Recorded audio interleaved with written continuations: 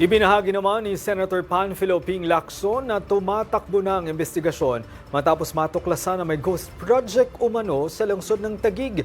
Target naman ng Senado na masimulan na muli ang pagtalakay sa usapin ng flood control. Nagbabalik si Daniel Manalastas. Sa isang post sa X, ibinuking ni Senator Ping Lacson ng umano'y ghost infrastructure project sa Taguig. Kabuuang aabot sa 2.085 billion pesos mula sa 6.79 billion pesos na umano'y insertions sa ilalim ng 2025 General Appropriations Act. May nadokumento na raw silang hindi bababa sa 2 case study at wala raw itong atrasan. Matatanda ang Taguig ang kilalang baluarte ni Senate Minority Leader Alan Peter Cayetano. Wala pang bagong pahayag si Cayetano sa tirada ni Lacson pero una na niyang itinanggi na may ghost project sa kanilang syudad. Kung may mapapakita po kayo, mananagot.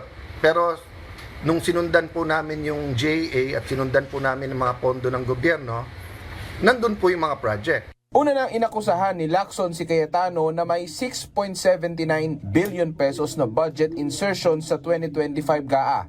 Sabi naman ni Senate Blue Ribbon Committee Chairperson Erwin Tulfo, matapos ang SONA, itutuloy nila ang investigasyon sa flood control at may hirit siya sa mga ilan anyang nagmamadali.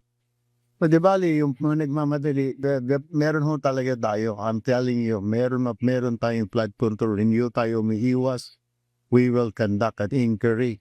I promise you. So, yung flood control na yan, kaya ang hinihiling ko lang, buuin muna natin. Kasi yun naman yung tamang proseso.